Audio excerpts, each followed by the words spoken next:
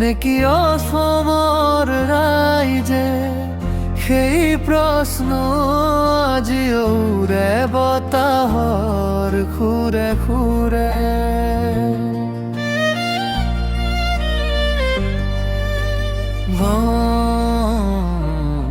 ব্ৰহ্মপুত্ৰৰ ঢৌত আছে তেওঁ অগণৰ ধ্বনি, অসমীয়া হৃদয় পাজিও তেওঁ অম্লান চিৰদিনী।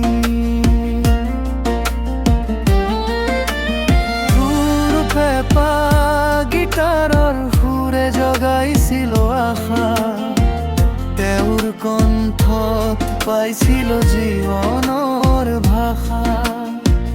দুখৰ ৰাতিত দিছিল হাঁহিৰ পোহৰ, তেওঁৰ গান শুনি উজ্বলি উঠিছিল ঘৰ। মায়াবিনী পখিলাৰ সুৰ আজিও বাজে গাঁৱৰ পথাৰৰ পৰা চহৰৰ মাজে মাজে। যুৱ হৃদয়ৰ সপোনত আছে তেওঁৰ নাম, অসমীয়া সংস্কৃতিৰ সৈতে জড়িত তেওঁৰ কাম। সময় সলনি হয়, নতুন সুৰ আহে, তথাপিও জুবিন দাৰ স্মৃতি কেতিয়াও নাযায় মচি। নতুন প্ৰজন্মই গায় তেওঁৰ গান, তেওঁৰ সুৰত বিচাৰি পায় নিজৰ পৰিচয়ৰ জান।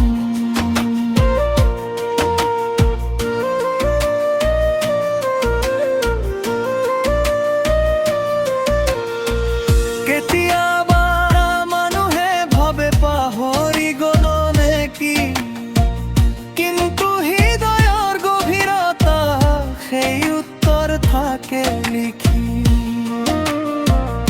যিজনে অসমক শিকালে নিজৰ সাধাক ভাল পাব, তেওঁক কেনেকৈ পাহৰি যাব।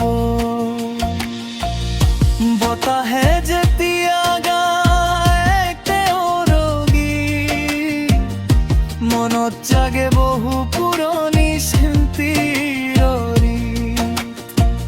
মঞ্চত তেওঁৰ উপস্থিতি সেই উৎসৱ আজিও ৰাইজৰ বুকুত জীয়াই আছে বিশেষ বিশ্বাস। জুবিন দা কেৱল এজন শিল্পী নহয়, অসমীয়া আত্মাৰে জ্বলন্ত পৰিচয়। প্ৰেমৰ সুৰে শিকায় একতাৰ গান, মানুহে মানুহক ভাল পোৱাৰ জান।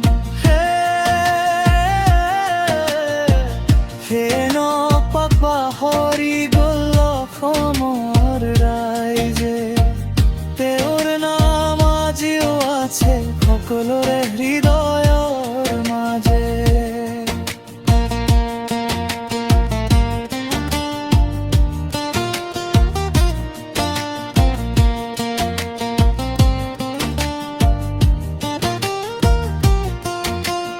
যিমান দিন ব্ৰহ্মপুত্ৰৰ বৈ থাকিব, যিমান দিন অসমীয়া ভাষা জীয়াই থাকিব, তিমান দিন জুবিন দাৰ গান বাজি থাকিব।